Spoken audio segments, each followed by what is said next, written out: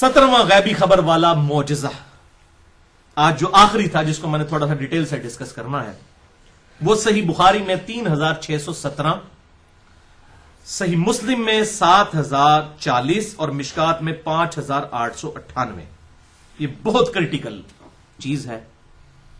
انس بن مالک کہتے ہیں رضی اللہ تعالیٰ عنہ کہ ایک شخص عیسائیوں میں سے مسلمان ہوا اور آپ صلی اللہ علیہ وسلم نے اسے اپنا اسسٹنٹ رکھ لیا، منشی کے طور پر، کاتب وحی رکھ لیا۔ اس نے سورۃ البقرہ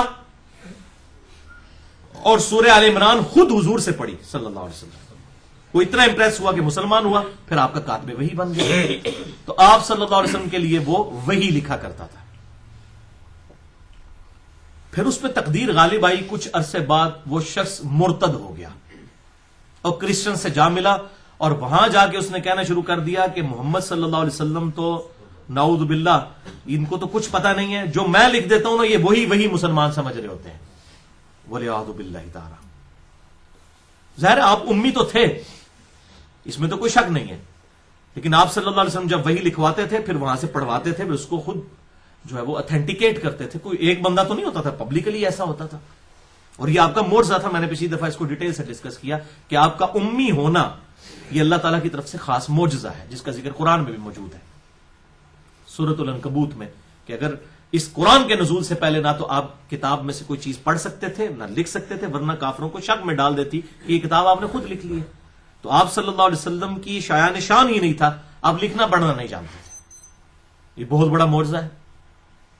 پھر ایسا کلام لے کے آئے کہ بڑے بڑے شعراء نے اپنے کلام پھاڑ دیے، تو یہ اس کو جسٹیفائی کرتا ہے کہ اس کا سورس ڈیوائن ہے۔ اور پھر آج جس طریقے سے یہ حقیقت کھلی ہے، سنریہم آیاتنا فی الآفاق وفی انفسہم حتی یتبین لہم انہ الحق۔ ان قریب ہم زمین و آسمان میں ان کی جانوں میں ایسی نشانیاں دکھائیں گے، یہ لوگ چیخ اٹھیں گے قرآن اللہ کا کلام ہے۔ آج دیکھ لیں سائنس اپنے عروج پہ ہے، ایک آیت بھی قرآن کی ایسی نہیں ہے جو اسٹیبلش سائنس کے خلاف ہو۔ یہ ہمارا چیلنج ہے۔ اسٹیبلش سائنس کی بات کر رہا ہوں، ہائپوتھیسز کی، تھیوریز کی بات نہیں کر رہا ہوں۔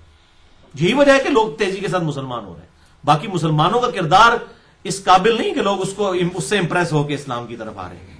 یہ قرآن ہے جو الحمدللہ اس حوالے سے آپ صلی اللہ علیہ وسلم کا زندہ معجزہ ہے، قیامت تک کے لیے واحد معجزہ ہے دعوی نبوت کے اعتبار سے، الحمدللہ۔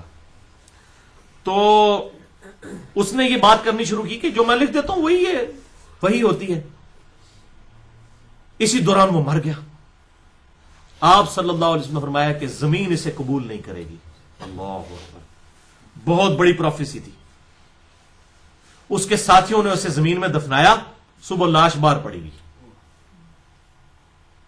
پھر انہوں نے کہا یہ ہو سکتا ہے حضور کے صحابہ نے بدلہ اتارا ہو، اس کی لاش باہر نکالی ہو، حالانکہ ان کی تو یہ تربیت ہی نہیں ہوئی تھی۔ انہوں نے کافی گہری قبر کھودی اور اس کو دوبارہ دفنایا، صبح اٹھے پھر لاش باہر پڑی ہوئی تھی۔ تیسرے دن انہوں نے اتنی گہری قبر کھودی کہ جتنی کھود سکتے سمجھ لیں پانی نکلنے تک کی، اور اسے دفنا دیا۔ پھر صبح اٹھے پھر لاش باہر پڑی تھی۔ پھر لوگوں کو یقین آ گیا کہ یہ کوئی اللہ تعالیٰ کی طرف سے غیبی معاملہ ہو رہا ہے۔ آپ صلی اللہ علیہ وسلم نے جو فرمایا تھا نا زمین اسے قبول نہیں کرے گی، ظاہر ہے آپ صلی اللہ علیہ وسلم کی نبوت کو اس نے چیلنج کر دیا نا۔ کاتب وحی تھا، کوئی عام کاتب وحی بھی نہیں جس نے سورہ البقرہ اور سورہ آل عمران آپ صلی اللہ علیہ وسلم نے خود پڑھی ہوئی تھی۔ تو وہ مرتد ہو گیا۔ تو اس حوالے سے میں اب تھوڑی سی ڈیٹیل گفتگو کرنا چاہتا ہوں کہ بھائیو یہ بڑا ڈر جانے کا مقام ہے، ہمیں اللہ تعالیٰ سے دعا کرنی چاہیے۔ اللہ تعالیٰ بڑا بے پرواہ ہے، یعنی کاتب وحی ہونا اگر کوئی ٹائٹل ہے اور اس ٹائٹل سے کوئی فائدہ ہونا ہوتا تو اس شخص کو ہو جاتا جس کی لاش ہی اٹھا کے بڑے مار دی گئی۔ یعنی اللہ تعالیٰ آپ صلی اللہ علیہ وسلم کی اس خدمت کرنے کی برکت سے اس کو بچا لیتا کہ وہ مرتد نہ ہوتا، یہ غلط حرکتیں نہ کرتا، لیکن ایسا نہیں ہوا۔ اس پہ ایسی تقدیر غالب آئی، جو اس نے برے کام کیے اس کا وہ بال اسے چکنا پڑا۔ اس لیے ہمیں اللہ تعالیٰ سے دعا کرنی چاہیے، اللہم من احییتہ منا فاحییہ علی الاسلام ومن توفیتہ منا فتوفہ علی الایمان، آمین۔ اللہم اجرنا من النار، اللہم اجرنا من النار، اللہم اجرنا من النار۔ بھائیو کاتبین وحی کے اعتبار سے اور قرآن حکیم کی اتھینٹسٹی کے اعتبار سے میں یہاں پر تھوڑی سی ڈیٹیل گفتگو کروں، پھر ہماری یہ گفتگو انشاءاللہ 15-20 منٹ میں کنکلوڈ ہو جائے گی۔ کہ یاد رکھیں کہ قرآن حکیم اپنی حفاظت کے لیے کسی بھی کاتب وحی کا محتاج نہیں ہے. یہ قرآن میں اللہ تعالیٰ نے کیٹاگوریکل مینشن کر دیا ہے. اِنَّا نَحْنُ نَزَّلْنَا الذِّكْرَ وَإِنَّا لَهُ لَحَافِظُونَ. سورۃ الحجر آیت نمبر 9. بے شک اس الذکر یاد دہانی، اللہ کی یاد دلانے والی، تذکیر دلانے والی کتاب کو ہم نے نازل کیا اور ہم ہی اس کی حفاظت کرنے والے ہیں. اللہ تعالیٰ نے اس کی حفاظت کا ذمہ خود اپنے اوپر لیا ہوا ہے. یہ کسی بھی کاتب وحی کے اعتبار سے کسی کی محتاج نہیں ہے یہ کتاب کہ فلاں جو ہے. یہ میں اس لیے بات کر رہا ہوں کہ لوگ جو ہیں وہ بڑا عجیب و غریب اس حوالے سے پراپوگنڈا بھی کرتے رہتے ہیں. تو میں یہ معاملہ کلیئر کر دوں، کافروں کی طرف سے بھی ہوتا ہے اور مسلمانوں کے اعتبار سے بھی ہوتا ہے. یہ کتاب وہ ہے جو بھائیوں تواتر کے ساتھ نقل ہوئی ہے، کسی کاتب وحی کی وجہ سے نہیں. آج بھی جب پرنٹنگ پریس سے قرآن بن کے نکلتا ہے نا، اس کی پروف ریڈنگ کون کرتا ہے؟ حافظ قرآن. دنیا میں اس وقت ملینز کی تعداد میں حافظ قرآن موجود ہیں، لاکھوں میں نہیں، ملینز میں. الحمدللہ ایک محتاط اندازے کے مطابق 1 کروڑ کے قریب موجود ہیں. چلیں یہ کوئی بہت ایگزیجریشن ہوگی، لاکھوں میں تو موجود ہیں. لاکھوں میں تو پاکستان میں آپ کو مل جائیں گے الحمدللہ. تو وہ حافظ قرآن اس کو سرٹیفائی کرتا ہے. آپ دیکھیں اس کے اینڈ پہ لکھا ہوتا ہے ہم نے اس کو حرف بہ حرف پڑھا ہے. کہاں سے دیکھ کے پڑھا ہے؟ جو سینہ بسینہ قرآن ٹرانسفر ہوا ہے تواتر کے ساتھ. اہل سنت کے ہاں، اہل تشیع کے ہاں ایک ہی قرآن ہے. یہ بالکل جھوٹا پراپوگنڈا ہے. کوئی شیعہ کا لادہ قرآن ہے تو مسلمانوں جو سنیوں کا قرآن لادہ ہے، اللہ معافی دے. اتنا بڑا مطلب اللہ تعالیٰ نے حفاظت کا ذمہ لیا ہوا ہے، پھر بھی قرآن 2 ہو گئے ہیں. عقل کو نہیں یاد، کیسے ہو سکتا ہے؟ ایسا نہیں ہے. آپ کبھی خود جا کے کسی شیعہ کی مسجد سے جا کے قرآن کھول کے پڑھا ہم نے کہ یار یہی قرآن ہے یا نہیں؟ یہی قرآن ہے جو یہ سعودی عرب سے بھی چھپ رہا ہے بلو بائنڈنگ کے ساتھ اور ریڈ بائنڈنگ کے ساتھ. یہی قرآن جو ہے وہ شام کے رائٹر طلحہ یاسین کا لکھا ہوا ایران سے بھی چھپ رہا ہے. ایک ہی کاپی رائٹ سے لیے میں دونوں نے، وہی چھپ رہا ہے. ایک ہی قرآن ہے. اس لیے میں نے اس پہ الگ سے گفتگو کی ہے، میں اس طرف نہیں جانا چاہتا ورنہ ڈیٹیل ہو جائے گی. مسئلہ نمبر 115 ہے قرآن کی حفاظت کا معجزہ اور سنی شیعہ کے اختلاف کی حقیقت. اس حوالے سے میں نے گفتگو کر دی ہے. تو یہ معجزہ اس حوالے سے کہ آپ صلی اللہ علیہ وسلم کو بھی کہا گیا کہ آپ نے بھی ٹینشن نہیں لینی کہ قرآن کیسے محفوظ ہوگا. اندازہ کریں. اور اس کا ذکر سورۃ القیامہ کی آیت نمبر 16 سے لے کر 19 تک ہے. اللہ تعالیٰ فرماتا ہے اعوذ باللہ من الشیطان الرجیم بسم اللہ الرحمن الرحیم لا تحرک بہ لسانک. اے محبوب صلی اللہ علیہ وسلم اپنی زبان کو تیزی سے حرکت نہ دیا کریں. لتعجل بہ کہ آپ اس کو اجرت کے ساتھ اس کو آپ یاد کر لیں. یعنی آپ جب آپ کے دل پر قرآن نازل ہوتا تھا آپ جلدی جلدی زبان اس کے ساتھ ہلاتے تھے کہ میں کہیں بھول نہ جاؤں. تو اللہ تعالیٰ فرمایا یہ آپ کام نہ کیا کریں. ان علینا جمعہ وقرآنہ، یہ ہمارے ذمے ہے اس قرآن کو جمع کر دینا آپ کے سینے کے اندر، اس قرآن کو پڑھانا یہ ہمارے ذمے ہے. فَإِذَا قَرَأْنَاهُ فَاتَّبِعْ قُرْآنَهُ، جب قرآن آپ پر پڑھا جا رہا ہو ہماری طرف سے جبرائیل علیہ السلام کے ذریعے تو آپ اس قرآن کی پیروی کیا کریں، اس قرات کی پیروی کیا کریں. ثُمَّ عَلَيْنَا بَيَانًا، پھر ہمارے ذمے ہے اس کا بیان بھی کر دینا، یعنی اس کی تشریح بھی احادیث کی شکل میں جو ہوگی یہ بھی اللہ تعالیٰ نے اپنے ذمے لی ہوئی ہے. اس لیے وہ ڈاکٹر اسرار صاحب نے وہ جو قرآن کی تشریح ریکارڈ کروائی اس کا نام بیان القرآن رکھا. قرآن کا بیان یعنی اس کی ایکسپلینیشن. کاتبین وحی کی تعداد احادیث اور سیرت کی کتابوں میں 20 سے زیادہ ملتی ہے. اس میں سے ایک کا تو آپ حال سن چکے، بخاری اور مسلم کی روشنی میں جو میں بتا چکا کہ وہ مرتد ہو گیا تھا. اسی طریقے سے ایک اور کاتب وحی بھی مرتد ہوا. سنن نسائی میں 4072 اور 4074 نمبر حدیث میں عبداللہ بن سعد ابی سرا جو حضرت عثمان کا رشتہ دار تھا، جس میں میں نے پورا لیکچر بھی ریکارڈ کروا دیا مسئلہ نمبر 116B کے عنوان سے. یہ بعد میں پھر اس نے دوبارہ سے اسلام قبول کر لیا اور اسی سے پلی لی ہے پھر ڈاکٹر ذاکر نائک نے بھی کہ اگر کوئی مرتد بھی ہو جائے، اگر وہ توبہ کر لے پھر اس کو قتل نہیں کیا جائے گا، اس کی توبہ ایکسپٹ کر لی جائے گی. آکسفورڈ یونیورسٹی کے لوگوں نے جب ان سے کوشچن کیا کہ جی مرتد کی جو اسلام چھوڑ دے اس کی سزا قتل ہے، تو ان کا نہیں، یہ بھی مثال موجود ہے. اسی سے ہی انہوں نے پلی لی. بل یہ بھی کاتب وحی تھا، مرتد ہو گیا اور پھر دوبارہ اس نے اسلام قبول کیا. اسی طریقے سے ایک تیسرے کاتب وحی بھی ہیں حضرت معاویہ ابن ابی سفیان رضی اللہ تعالی عنہما، جن کا ذکر صحیح مسلم میں اشارتاً ملتا ہے کہ وہ کاتب تھے. وحی کا لفظ موجود نہیں، صرف کاتب کا، خط لکھنے والے. لیکن دلائل النبوہ امام بہقی کی کتاب میں موجود ہے ڈیٹیل کے ساتھ، وہ میں آگے یہ دونوں حدیثیں بیان بھی کر دوں گا. لیکن حیران کن بات یہ ہے کہ سیدنا ابو بکر صدیق مولا ابو بکر علیہ السلام رضی اللہ تعالی عنہ کے مبارک دور میں جنگ یمامہ جب ہوئی تو صحیح بخاری میں انٹرنیشنل نمبر کے مطابق 4986 نمبر حدیث ہے، مشکات میں 2220 نمبر. سیدنا عمر فاروق رضی اللہ تعالی عنہ و علیہ السلام، مولا عمر علیہ السلام، انہوں نے مشورہ دیا، اے امیر المومنین، صحیح بخاری 4986 مشکات میں 2220، کہ آپ صلی اللہ علیہ وسلم کے مبارک دور میں تو ایک جگہ پہ کمپائلڈ فارم میں نہیں تھا، ویسے آپ نے خود ہی لکھوایا سارا قرآن، لیکن حفاظ موجود تھے، کمپائلڈ فارم میں ایک جگہ دو گتوں کے درمیان موجود نہیں تھا. تو انہوں نے کہا کہ مصحف کو ایک جگہ جمع کر لیا جائے. تو سیدنا ابو بکر صدیق پہلے تو ریلیکٹنٹ تھے، بعد میں انہوں نے آپ کا مشورہ قبول کیا، اور پھر اس کے بعد انہوں نے سیدنا زید ابن ثابت رضی اللہ تعالیٰ عنہ کو بلایا اور ان کی ذمہ داری لگائی، اور دو جملے بولے سیدنا ابو بکر صدیق رضی اللہ تعالیٰ عنہ نے. کہا کہ زید آپ عقل مند نوجوان ہیں، آپ پر کسی قسم کا الزام نہیں ہے، آپ صلی اللہ علیہ وسلم کے لیے آپ وہی لکھا کرتے تھے، لہذا قرآن حکیم کو ایک جگہ کمپائلڈ فارم میں آپ جمع کریں. تو حضرت معاویہ کو تو نہیں بلایا، وہ کاتب وہی تھے، تو ان کو بلایا جاتا، ان کی ذمہ داری ہے، ان کو ایک کمیٹی بنا دی جاتی، جس طرح یہاں سیاسی کمیٹی بنتی ہے کہ جی ایک بندہ ادھر سے ڈال لیں، ادھر سے ڈال لیں، ادھر سے ڈال لیں.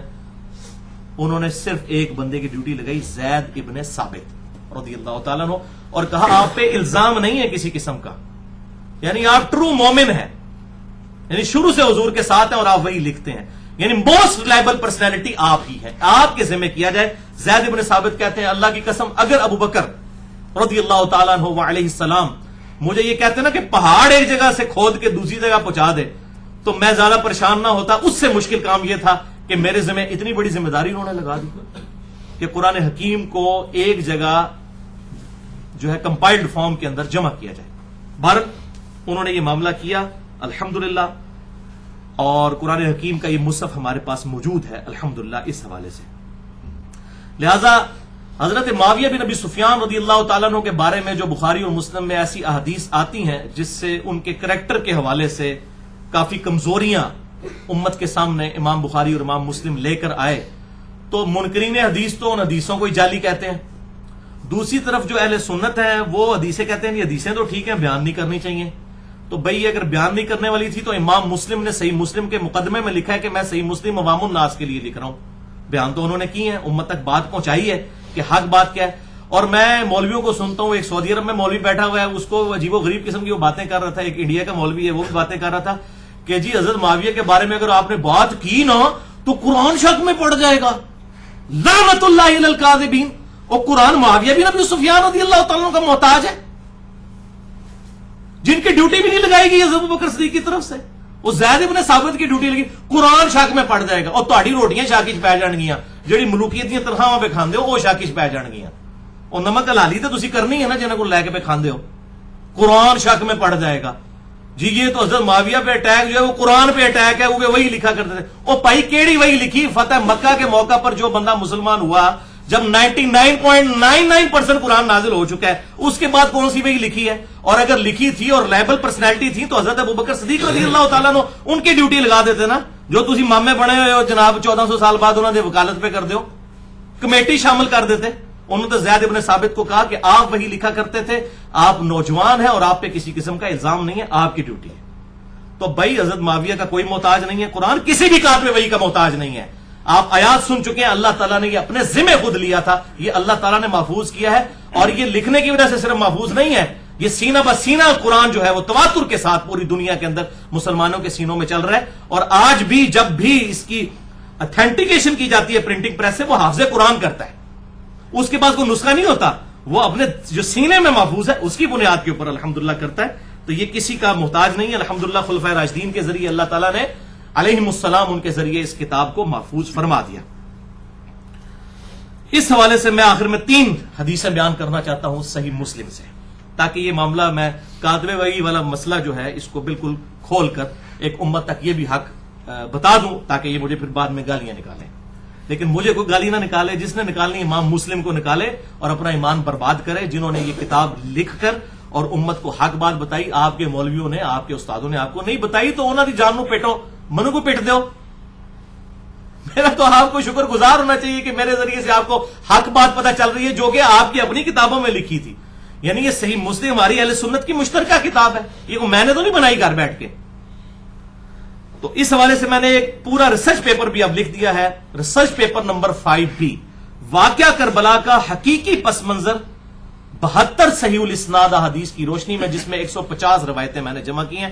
72 کا ٹائٹل میں نے شہدائے کربلا کی 72 کی نسبت سے لیا ہے. ایک ایک نمبرنگ پہ 4-4 5-5 حدیثیں بھی ہیں اس میں، تاکہ وہ 72 کی نسبت قائم رہے. اور وہ الحمدللہ عربی میں بھی آ چکا ہے.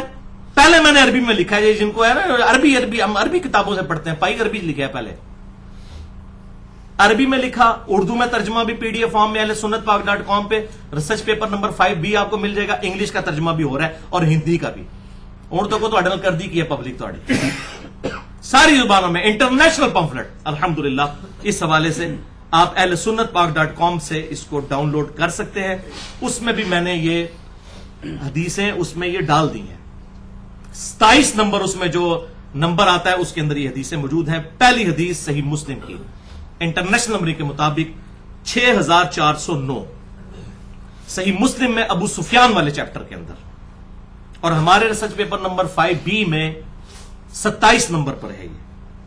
یہ عبداللہ بن عباس رضی اللہ تعالیٰ عنہ کہتے ہیں کہ ابو سفیان جب فتح مکہ پہ مسلمان ہوا تو مسلمان نہ تو ابو سفیان کے ساتھ بیٹھتے تھے اور نہ اچھی نگاہ سے اس کی طرف دیکھتے تھے. تو یہ حضور کی خدمت میں حاضر ہوئے اور کہا یا رسول اللہ صلی اللہ علیہ وسلم، نہ تو مسلمان میرے پاس بیٹھتے ہیں نہ مجھے کوئی اچھے طریقے سے دیکھتے ہیں. ظاہر ہے پوری زندگی حضور کے ساتھ دشمنی کی، لڑائیاں کرتا رہا. اب ابو جہل تو بدر میں مارا گیا تھا، اس کے بعد ساری جنگیں ابو سفیان نے لڑی ہیں. تو ایک کوئی سوئچ تو نہیں مسلمانوں کے دلوں میں آن ہو جانا تھا کہ ہاں جی آج تو بعد بھائی 180 ڈگری ہو جائے گا کام. مسلمانوں کو قلق تو تھا، تو مسلمان اس کو کوئی اچھا نہیں سمجھتے تھے، بس صرف کلمے کے احترام تک تھی بات. تو انہوں نے آ کے حضور صلی اللہ علیہ وسلم سے کچھ ڈیمانڈز کی کہ اس طریقے سے مسلمانوں کے دلوں میں میرے لیے محبت آ سکتی ہے. اس میں سے ایک ڈیمانڈ یہ تھی کہ میرے بیٹے معاویہ کو اپنا منشی رکھ لیں. یہ کاتب وحی کہتے ہیں، اینج رکھایا گیا جی کاتب وحی، منشی رکھ لیں، آپ کے لیے کتابت کر دے گا، یہ لکھنا پڑھنا جانتا ہے. تو آپ صلی اللہ علیہ وسلم نے ان کی وہ بات مان لی، باقی باتیں بھی مان لی. اور راوی کہتے ہیں صحیح مسلم کے کہ نبی صلی اللہ علیہ وسلم کی یہ مبارک عادت تھی کہ آپ کبھی کسی کو نہ نہیں کیا کرتے تھے. اور وہ کہتے ہیں کہ اگر ابو سفیان خود سے حضور کو نہ کہتا تو آپ صلی اللہ علیہ وسلم کبھی ابو سفیان کی یہ ڈیمانڈ پوری نہ کرتے، یعنی معاویہ کو اپنا کاتب رکھنے والی ڈیمانڈ کبھی خود سے نہ پوری کرتے. یہ ابو سفیان کی دل جوئی کے لیے آپ نے کیا. اور بھائی جی جو بندے سفارشی بھرتی ہوئے ہیں، یہ اسی لینگویج ہے، سفارشی، پازیٹو سفارش کی بات کر رہا ہوں، ان کو آپ نے کہا یہ قرآن ڈاؤٹ میں پڑ جائے گا جی کاتب وحی. زید ابن ثابت کدھر گیا جس نے ساری کارنامہ کیا ہے؟ کیوں پبلک کو جھوٹی باتیں ملوکیت کی طرح کھا کھا کے تو بتا رہے ہیں قرآن ڈاؤٹ میں پڑ جائے گا. جاہل مولوی پتہ ہی نہیں ان کو کہ قرآن کہاں سے آیا، کس نے محفوظ کیا. انا نحن نزلنا الذکر وانا لہ لحافظون. تو اس قسم کی باتیں پبلک کو بتاتے ہیں. اینج پائی جی ہوئی ہے پرتی. اب آپ دیکھیں گے اس کے بعد کیا ہوا. یہ بھی صحیح مسلم میں دوسری حدیث 6628 اور ہمارے ریسرچ پیپر نمبر 5B پہ 27 نمبر پہ، اسی نمبرنگ پہ میں نے اکٹھی ڈالی ہے تاکہ پتہ چلے کہ یہ کاتب وحی کی بھرتی کیسے ہوئی ہے. اس کے راوی بھی عبداللہ ابن عباس ہے رضی اللہ تعالیٰ. وہ کہتے ہیں میں چھوٹا بچہ تھا، آپ صلی اللہ علیہ وسلم میرے پاس تشریف لائے تو کہتے ہیں میں دروازے کے پیچھے چھپ گیا. چھوٹے بچے تھے، یعنی ہارڈلی 10 سال کے قریب عمر ہوگی اس وقت، کیونکہ آپ صلی اللہ علیہ وسلم کی وفات کے وقت 13 سال تھی.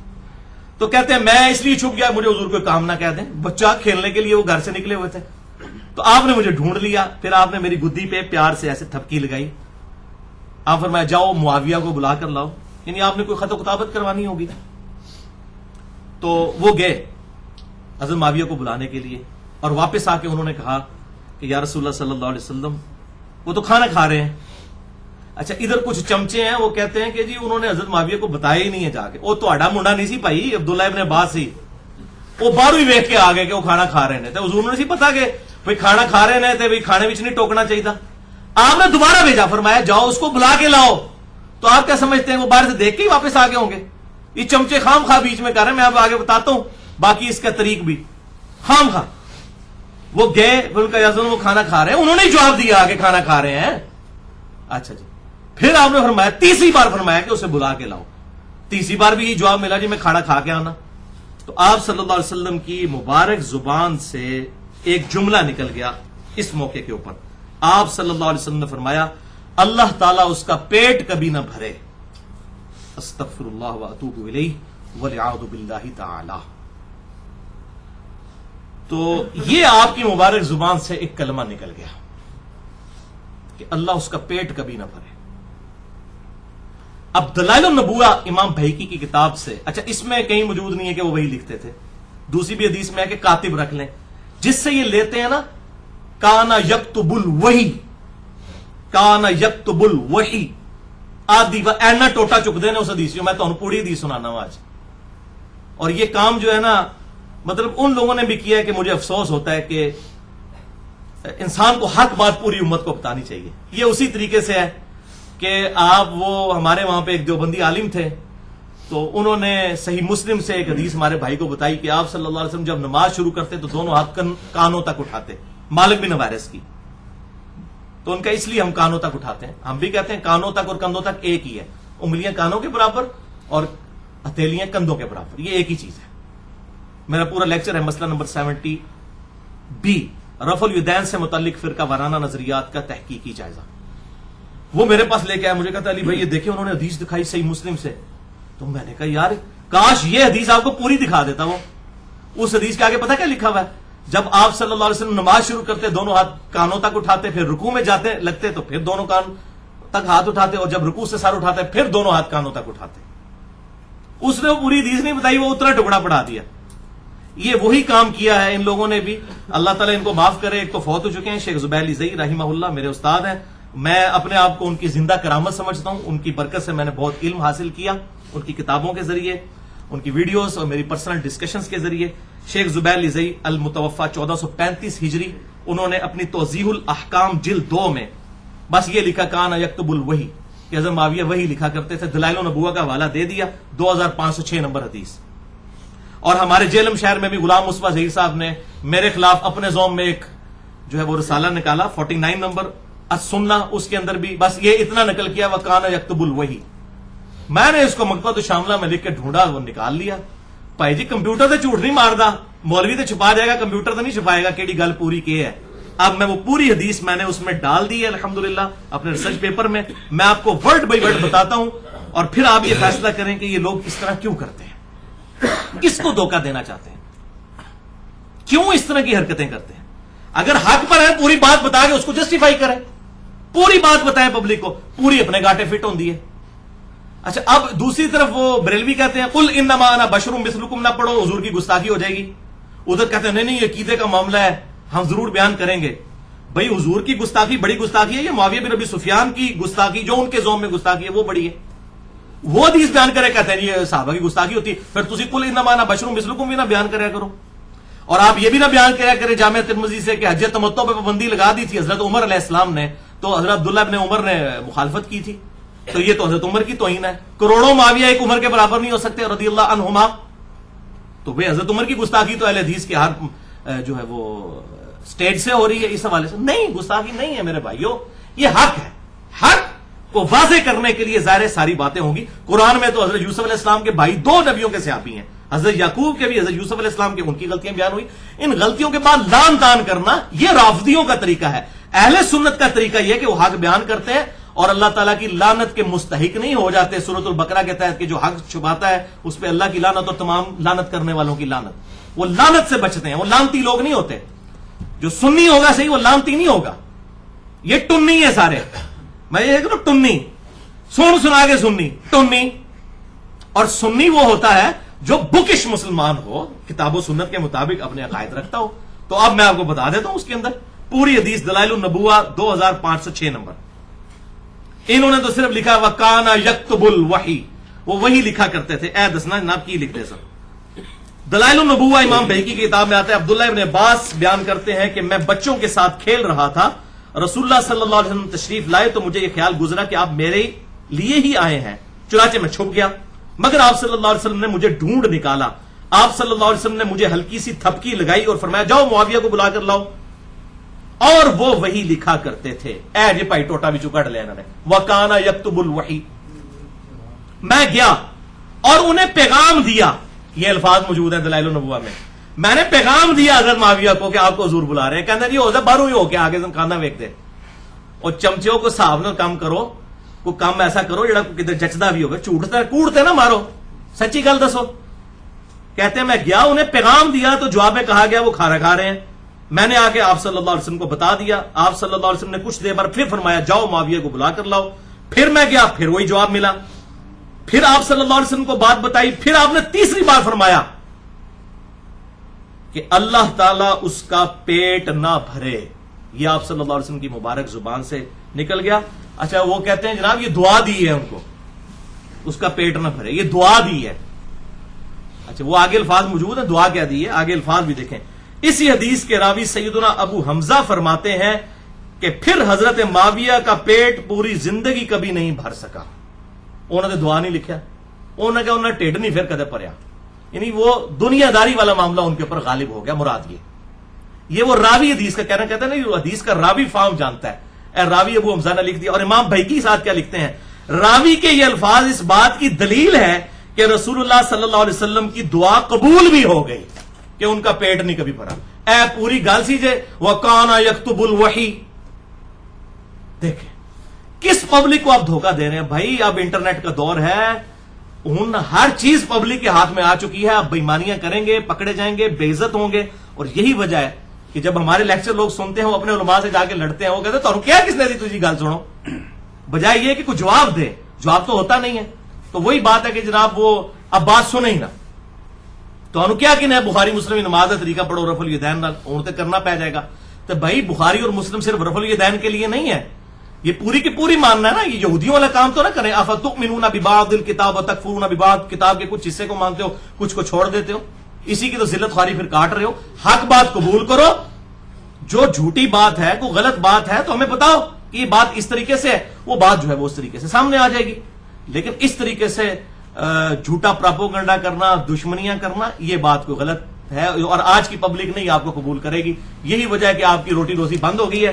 تو پائی اسی روٹی تے لت مار چڑی ہے تو سائیں ساڑھے خلاف ہو گئے نے. پھر تو اب جسے شوق ہو ریسرچ پیپر نمبر 5B اور میرا لیکچر مسئلہ نمبر 101 ضرور سنیں. خلافت و ملوکیت، صحیح مسئلہ خروج اور فکر حسین حق پرستی کی علامت ہے. مسئلہ نمبر 101 اہل سنت پاک.com پر. الحمدللہ. بہرحال جہاں تک حضرت معاویہ بن ابی سفیان رضی اللہ تعالیٰ عنہ کی یہ فضیلت ہے جس کو ہم میں سے کوئی بھی نہیں پہنچ سکتا کہ وہ صحابی ہے، اس میں کوئی شک نہیں ہے. یہ فضیلت ہے اور یہی ایک فضیلت ہے جو ثابت ہے کہ آپ صحابی ہیں. That's all. اور یہ میں اپنی طرف سے بات نہیں کر رہا ہوں کہ ان کی صرف یہی فضیلت ثابت ہے. اب میں آپ کو بتانے لگا ہوں پوری دنیا کے اندر صحیح بخاری کی جو نمبر 1 شرح لکھی گئی ہے وہ فتح الباری ہے.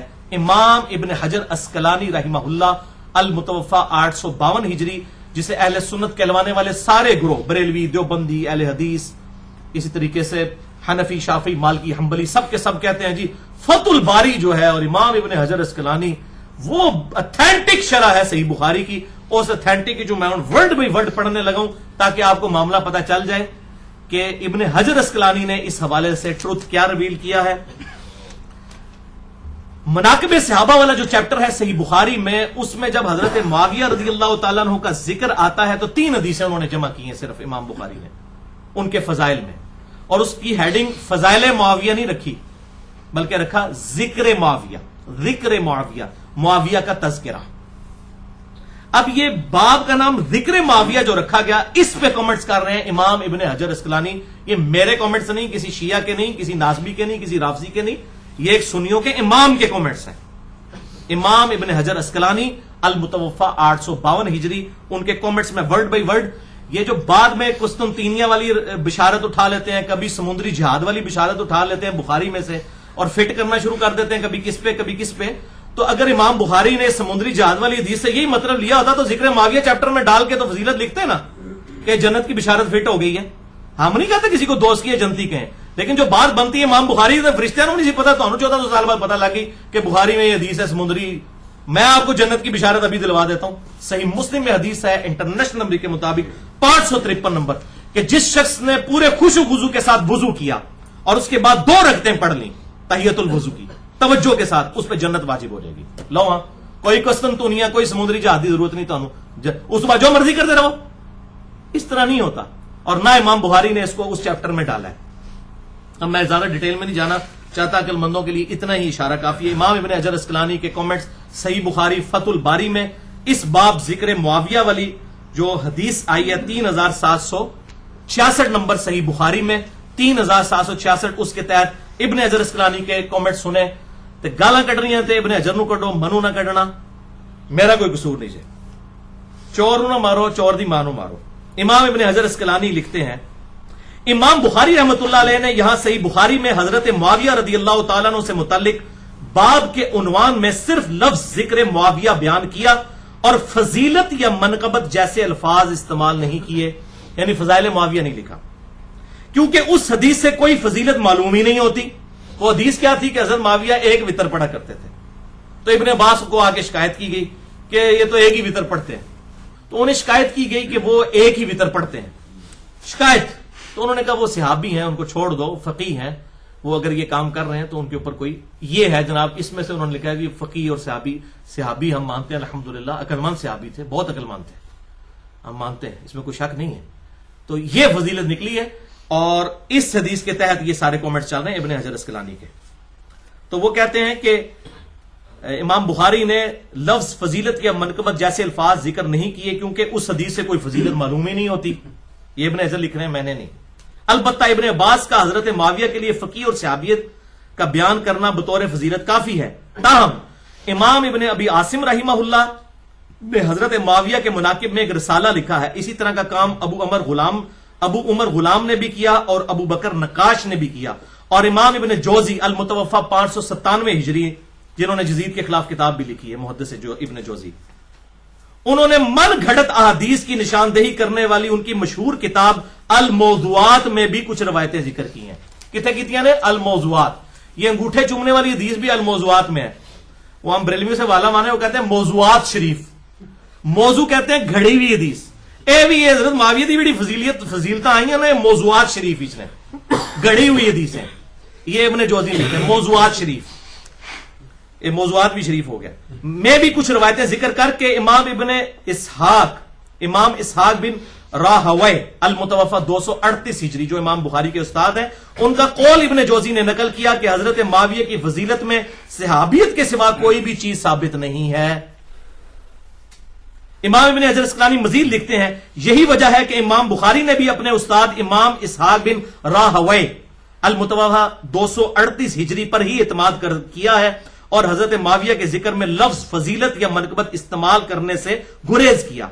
تاہم اپنی گہری نظر سے ایسا استنباط فرمایا, یعنی حضرت معاویہ کو صحابی ثابت کیا کہ جس سے روافظ کی بھی سرکوبی ہو جائے.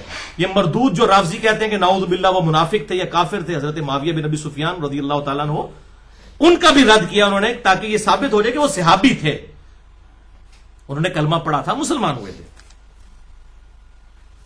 اور امام نسائی المتوفا 303 ہجری کا واقعہ اس بارے میں مشہور ہے.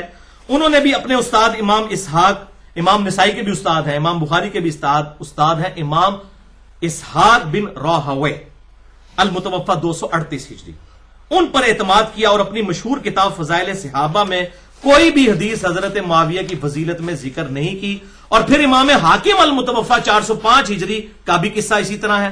امام ابن جوزی المتوفا 597 ہجری نے عبداللہ بن احمد سے ان کے والد امام احمد بن حنبل کا مکالمہ بھی نقل کیا ہے, جو انہوں نے اپنے والد احمد بن حنبل سے پوچھا. یہ ہے بڑی کریٹیکل بات جو امام ابن جوزی المتوفا 597 ہجری نے نقل کی ہے. امام احمد بن حنبل سے ان کے بیٹے نے پوچھا کہ سیدنا علی بن ابی طالب اور حضرت معاویہ بن ابی سفیان رضی اللہ تعالی عنہما کے اختلاف سے متعلق آپ کی کیا رائے ہے؟ تو امام احمد بن حنبل المتوفا 241 ہجری نے کچھ دیر تک سر جھکائی رکھا. یہ میں ان کے جواب دیا پتر لوں, ادھر گستاخی نہ ہو جائے, تو سوچتے رہے تھوڑی دیر تک, یا کوئی ایسا جملہ بولوں کہ وہ سب کچھ کمپریہنسو ہو. تھوڑی دیر بعد انہوں نے سر اٹھا کر کہا, میرے بیٹے خوب سمجھ لے, سیدنا علی بن ابی طالب کے دشمن بہت زیادہ تھے, جنہوں نے ان کے عیب تلاش کرنے کی بڑی کوشش کی مگر ناکام رہے۔ چنانچہ ان دشمنوں نے ایک متبادل چال کے طور پر ایک دوسرے شخص یعنی معاویہ بن ابی سفیان کو اپنے مقصد کی برآوری کے لیے موزوں پایا، جو کہ ان سے جنگیں کر چکا تھا۔ چنانچہ ان دشمنوں نے حضرت علی رضی اللہ تعالیٰ عنہ کے مقابلے پر حضرت معاویہ کو بڑھا چڑھا کر پیش کیا۔ امام احمد بن حنبل کے اس جواب میں اشارہ ہے، یہ ابن حجر اسقلانی لکھتے ہیں کہ احمد بن حنبل نے جو کہا نا کہ انہوں نے بڑھا چڑھا کے پیش کیا، تو ابن حجر اس پہ کامنٹس کر رہے ہیں۔ وہ کہتے ہیں کہ اس میں احمد بن حنبل نے یہ جواب دیا، اس میں اشارہ ہے کہ کچھ لوگوں نے حضرت معاویہ کے لیے بے بنیاد فضائل گھاڑ لیے ہیں جن کی کوئی اصلیت نہیں ہے۔ یہ حقیقت ہے کہ حضرت معاویہ رضی اللہ تعالیٰ عنہ کے لیے روایات فضیلت تو بہت زیادہ آئی ہیں، مگر ان احادیث میں سے کوئی ایک حدیث بھی اسنادی اعتبار سے اصول محدثین پر صحیح نہیں ہے، کیٹیگوریکل ڈینائی۔ اسی لیے امام اسحاق بن راہوی، امام نسائی رحمہ اللہ نے اس موقف کو بڑے یقین کے ساتھ اختیار کیا ہے کہ حضرت معاویہ رضی اللہ تعالیٰ عنہ کی فضیلت میں صحابیت کے علاوہ کوئی اور چیز ثابت نہیں ہے۔ یہ ہے بھائیو وہ ساری چیز۔ البتہ میں چونکہ منصف مزاج آدمی ہوں، میں آخر میں ان کی صحابیت ثابت کرنے کے لیے اپنی گفتگو کو کنکلوڈ کرتا ہوں۔ صحیح مسلم کی وہ جو تیسری حدیث میں نے بیان کرنی تھی، انٹرنیشنل نمبر کے مطابق 6857 ہے، مشکات میں بھی موجود ہے 2278، جو مسند احمد میں بھی ہے، اور اکثر یہ تعلق قادری صاحب اسے وہ میلاد کی محفل کے ثبوت میں یہ حدیث پیش کر رہے ہوتے ہیں، صحیح مسلم اور مسند احمد۔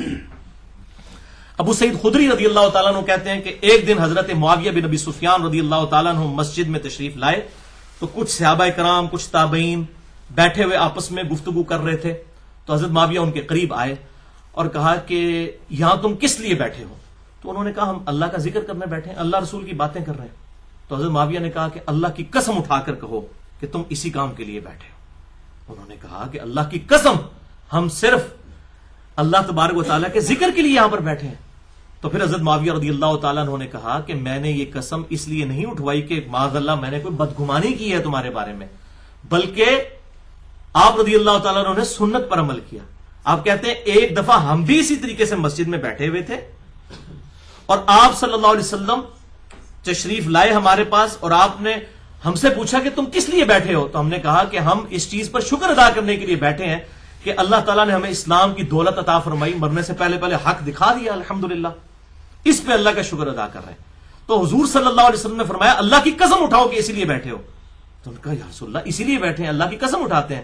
تو پھر آپ صلی اللہ علیہ وسلم نے بھی فرمایا کہ میں نے کوئی بدگمانی کی وجہ سے قسم نہیں اٹھوائی، بلکہ ابھی ابھی جبرائیل علیہ السلام میرے پاس آئے تھے اور انہوں نے فرمایا کہ آپ کے ان اصحاب کی وجہ سے اللہ تعالیٰ فرشتوں کے سامنے بھی فخر فرما رہا ہے۔ فرشتوں نے کہا تھا نا کہ یہ بندے تو قتل و غارت کریں گے، تو انہیں کس لیے پیدا کیا؟ یہ بھی تو بندے ہیں جنہوں نے نبی کی دعوت قبول کر لی۔ تو اس حدیث سے میرے نزدیک حضرت معاویہ رضی اللہ تعالیٰ کی یہ فضیلت ثابت ہوتی ہے، ان کی صحابیت اور ان کا اسلام لانا۔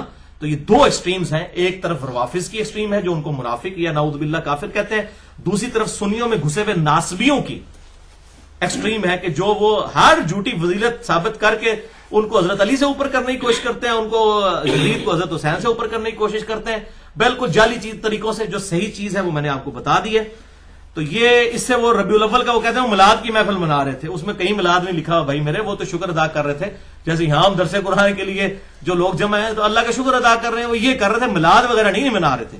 تو وہ ہر بندہ اپنی مطلب کے رزلٹ نکالتا ہے، جو حدیث خود کسی نے پڑھنی نہیں ہے۔ صحیح مسلم 6857 نمبر، مشکات میں بھی 2278 نمبر موجود ہے۔ بھارت صحابہ کرام ایک لیول کے سارے نہیں تھے، اس میں کئی باتیں اور ہو سکتی ہیں لیکن میں سکپ کرتا ہوں۔ میرا مسئلہ نمبر ہے 96، عظمت صحابہ، رد المنافقین اور سنی شیعہ کے اختلاف کا تحقیقی جائزہ۔ اس میں کئی ایسی باتیں ہیں جو میں اس کے ساتھ اب کرنا چاہتا تھا لیکن میں سکپ کرتا ہوں، جسے شوق ہو وہ 2.25 گھنٹے کا لیکچر مسئلہ نمبر 96 دیکھ لے اہل سنت پاک.com پر۔ اور اینڈ پہ میں وہ دعا کرتا ہوں جو قرآن حکیم میں سورۃ الحشر کی آیت نمبر 10 میں ہمیں اللہ تعالیٰ نے سکھائی ہے کہ جو ایمان والے لوگ ہیں وہ اپنے سے پہلے جو ایمان والے لوگ گزر چکے ان کے لیے کن الفاظ میں دعا کرتے ہیں۔ اعوذ باللہ من الشیطان الرجیم، بسم اللہ الرحمن الرحیم، ربنا اغفر لنا ولاخواننا الذین سبقونا بالایمان۔ اے اللہ ہمیں بھی بخش دے اور ہم سے پہلے جتنے بھی ایمان کی حالت میں دنیا سے گئے ہیں، چاہے صحابہ ہوں، تابعین ہوں، تبع تابعین ہوں، جو بھی کلمہ گو مسلمان تھے، سب کو بخش دے، آمین۔ یہ دعا، اور پھر ساتھ ہی ہے ولا تجعل فی قلوبنا غلا للذین آمنوا ربنا انک رؤوف الرحیم، اے اللہ ان مسلمانوں کے بارے میں ہمارے دل میں کوئی برائی، کوئی کینہ نہ رکھنا، جو اہل ایمان گزر چکے ان کے بارے میں برائی اور کوئی کینہ نہ رکھنا، اے اللہ تو بخشنے والا مہربان ہے۔ اب یہ غلطی کا بیان کرنا کوئی کینہ نہیں ہے، ورنہ میں اس میں آپ کو ایک اینٹی وینم اور پھکی کے طور پر، علم الکلام کے طور پر الزامی جواب دے دوں۔ صحیح بخاری اٹھا کے آپ دیکھ لیں، حضرت واشی نے اسلام قبول کر لیا فتح مکہ کے بعد۔ آپ صلی اللہ علیہ وسلم نے فرمایا واشی تیرا اسلام قبول، یہ بخاری شریف ہے، کوئی سٹوری بک نہیں میں پڑھ رہا، واشی والے چیپٹر میں آپ دیکھ لیں، اس کے اسلام لانے والے واقعے میں، تیرا اسلام قبول ہے لیکن مجھے اپنی شکل نہیں دکھانی تو نے، کیونکہ مجھے اپنا چچا یاد آتا ہے حمزہ۔ اب حمزہ کوئی عام انسان تو نہیں تھے، حضور صلی اللہ علیہ وسلم کے دودھ پیتے بھائی بھی تھے، چچا بھی لگتے تھے، تو آپ کو اپنا دکھ نہیں بھولا۔ تو جن لوگوں نے حضرت حسین کو تکلیفیں دیں، وہ کس منہ سے چاہتے ہیں کہ جی ہم جو ہے وہ ان لوگوں کے بارے میں، اگر اللہ کے محبوب جن کے بارے میں قرآن کہہ رہا ہے بالمؤمنین رؤوف الرحیم، جو واشی کے لیے رؤوف الرحیم تھے، انہوں نے بھی اپنے جذبات میں یہ بات کی کہ مجھے اپنی شکل نہیں دکھانی ہے، تو اب لگائیں فتویٰ کہ آپ کے دل میں بغض تھا واشی کا؟ نہیں، بغض نہیں تھا، بس آپ کو تکلیف ہوتی تھی میرے سامنے نہ آئے۔